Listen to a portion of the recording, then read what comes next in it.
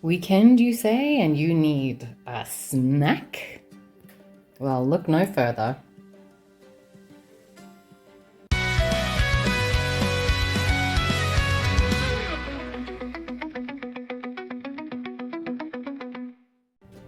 Hello, you gorgeous specimen, and today we're making some gorgeous chewy cookies. Absolutely delectable and perfect for when you need something to soothe your soul.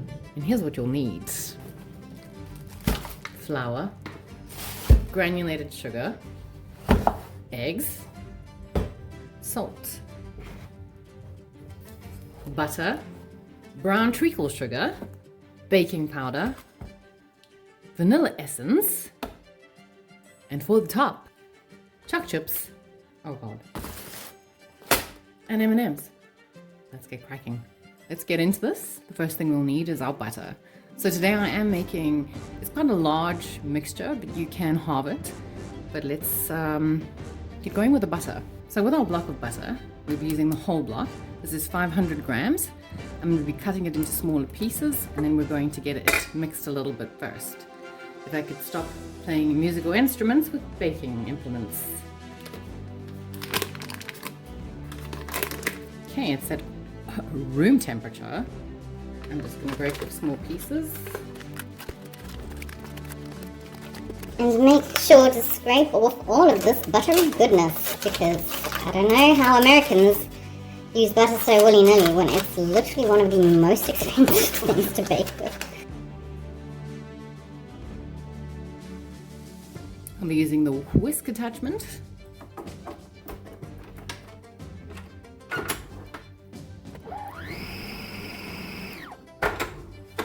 And once the butter is nice and, well, soft, creamier if you will, we can add the sugar. So that'll be 1 cup of granulated sugar.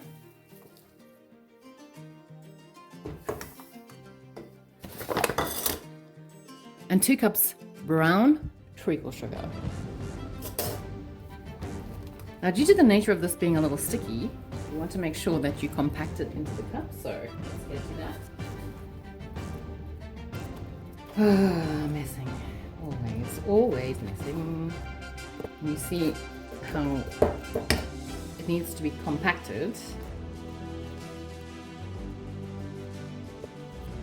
So that's 1. 2. And now to mix.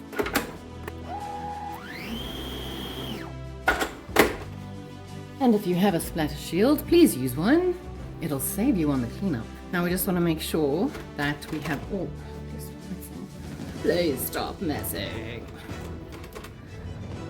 We need to scrape the sides, because as you can see, the butter has decided that it doesn't want to join in on the fun.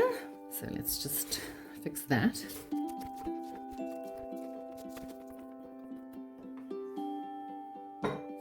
And let's give it a last scrape before we add the eggs and the vanilla essence. And to this we're going to add 4 teaspoons of vanilla essence. 1, 2, 3, 4. And 4 eggs. But remember, when you crack an egg, don't crack it straight into the batter in case something is off. So make sure that you crack it into a cup first. 1, 2, 3, and 4.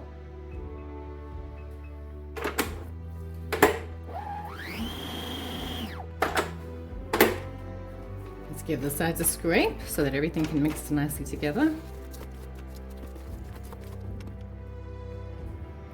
And the last whirl before we add the dry ingredients. Now just remember, you don't really want to overmix, because what happens is the butter separates. We don't want that. So this is good. First up, we add 2 teaspoons of salt. 1, 2. And 2 teaspoons of baking powder. 1, 2. Then 4.5 cups of flour. 1. Get in there. 2, 3. That's kind of 4. bit more to make up for that. I'm at the bottom of the bag, that is why. Yeah, that's fine. And then the half cup. And a half. And now that everything in the entire kitchen, including myself, is full of flour, don't do that to yourself. Let me just clean up real quick and do some magic. How did I get flour there? The fuck? And now, let's try that again.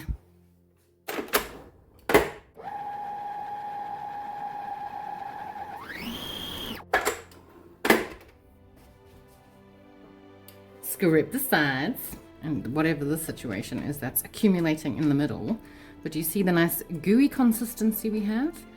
And that is the difference between a cookie and a biscuit. That ingredient mostly being treacle sugar. Now, while I think there is a wide debate about what the difference is between a biscuit or a cookie, a biscuit I feel is something that usually has a bit of a snap to it. And once again, I shall refer to our brethren across the pond in America and ask why they call a scone a biscuit. That's not a biscuit. A biscuit is a crunchy cookie. A cookie is a cookie. It's soft and chewy and just a great comfort snack. It's so much better than biting into something that could potentially bite back. So I think we can give this one last whirl. We'll gauge that in a minute.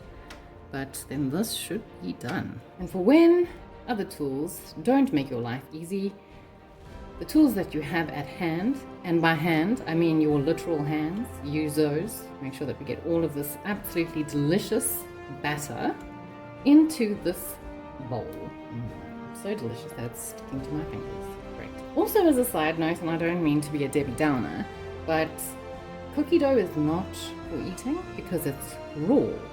And the reason why that's not an advisable idea is because, well, eggs, they sometimes have the salmonella, and believe me, you don't want to ruin something that you find a favorite treat of yours is the reason you end up with debilitating food poisoning. So I advise against that. And I'll be using just a normal baking tray. I've put a sheet of wax paper on with the wax face down. Now I'm going to spray it with non-stick spray. Heavily spray it with non-stick spray. So I've had some very unnecessary experiences with things sticking. And for the purposes of making these biscuits, I'm going to be using a normal tablespoon. And you just want to place blobs on your baking sheet. But remember, as they go into the oven and warm up, they're going to spread out. So make sure that you keep enough space so that the biscuits don't all bleed together. So now I'm just trying to establish whether 3 in a row is going to be fine. Well, I guess we'll find out.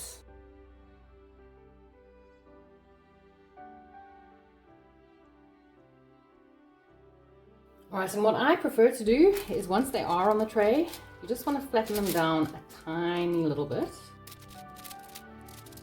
And the only reason that I didn't use my hand to roll balls is because it is quite a soft mixture and you don't want to have that chaos in your life. Alright, so the spacing is not the best spacing, but the next batch can always be better. Oh my gosh.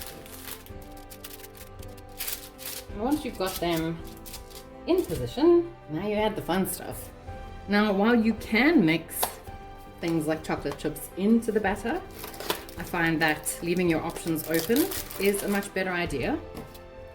And also because of the nature of it, if you're going to put M&Ms into the mixture, it's going to remove the coating and you won't have that vibrant look. So half of them I'm going to do with M&Ms, and you just want to push them in.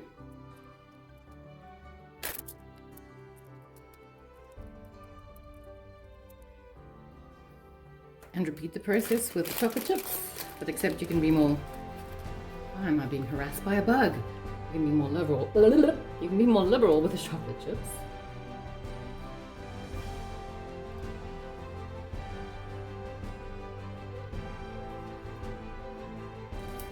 And if you just want to make a chocolate chip mix, you can actually just throw it in a cup or two. And you can add pretty much to this mixture, you could add a whole bag of choc chips like this. But I don't want to do that because I want to keep my options open. So if I want to have, because even having them plain, they're absolutely incredible. And have your oven set to 180 degrees, and we can put these in for 12 minutes. And what I can tell you is they are smelling incredible. So let's get them out and see how they're doing. 12 minutes has chimed on the clock.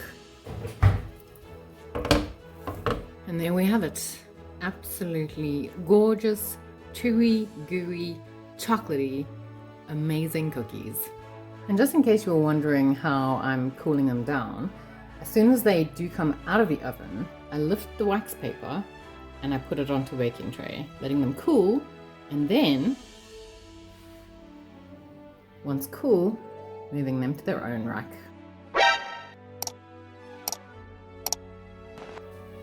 And here we have it. Let's give it a taste.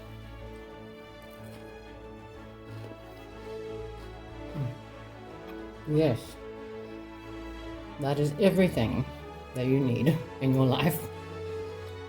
Nice crispy edges. The soft chewiness. Well, let me stop making weird noises.